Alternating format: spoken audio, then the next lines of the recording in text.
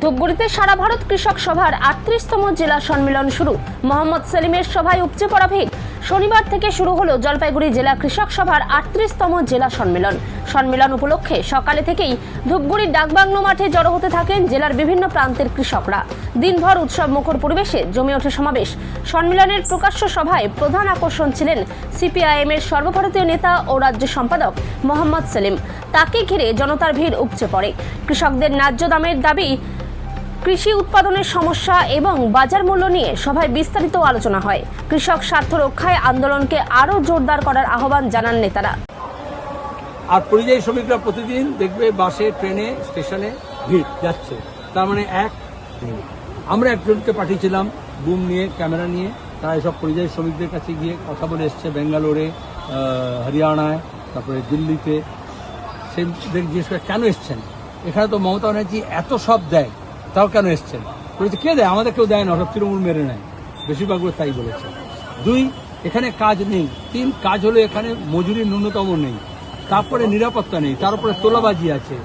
একজন কন্ট্রাক্টর লেবারে যদি আন্ডারে কাজ করে কন্ট্রাক্টের, তাকেও কিছু তোলা দিতে হবে। তাহলে এটা তো বন্ধ করতে হবে। মমতা ব্যানার্জিকে বলতে হবে এখানে কাজ সৃষ্টি করব, এখানে 100 দিনের কাজ চালু করব, এখানে কাউকে তোলা দিতে হবে না, এখানে কলকারখানা হবে, তোলাবাজির জন্য কোনো কলকারখানা বন্ধ হবে না। তাহলেই দেখবে তারা যাবে না, এখানে কাজ করবে। কে দূরে যেতে চায়?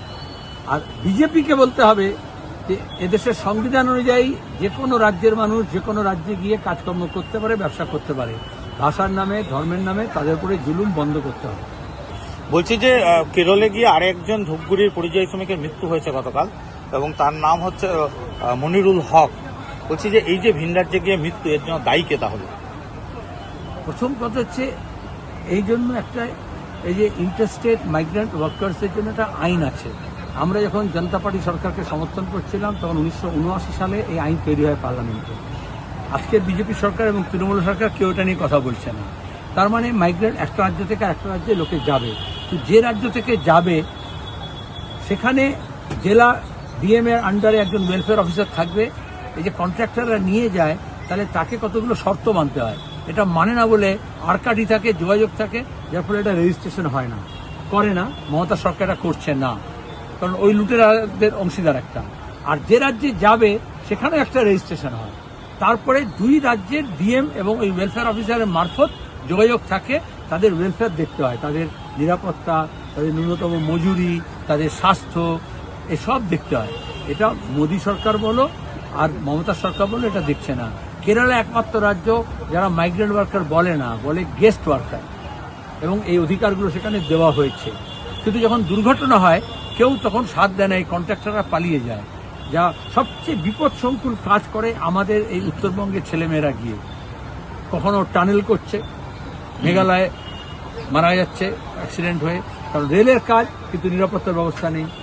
কখনো ড্যাম করছে, সিকিমে মারা গেছে মুর্শিদাবাদের ছেলেমেয়েরা। কখনো টাওয়ারে উঠে মেরামতি করছে, মালদার ছেলেমেয়েরা পড়ে যাচ্ছে। কখনো উঁচু বিল্ডিংয়ে গিয়ে কাজ করছে, সেফটি মেজার্স নেই। তাহলে এর দায় দায়িত্ব কে নেবে? যে আইন আছে সেই আইনটাকে সঠিকভাবে প্রয়োগ করতে হবে রাজ্য সরকারকে, এবং মূলত এটা কেন্দ্র সরকারের দায়। কর্মসংস্থানের অভাবে কি? অবশ্যই কর্মহীনতা, কাজ নেই, গোটা দেশে নেই। আমাদের দেশের এখন কর্মহীনতার হার হচ্ছে রেকর্ড গোটা বিশ্বের মধ্যে, এবং আমাদের দেশের ইতিহাসে কখনো এত বেকারি ছিল না। তার উপরে মমতা আমলে আরো বেশি এটা হচ্ছে বাংলায়।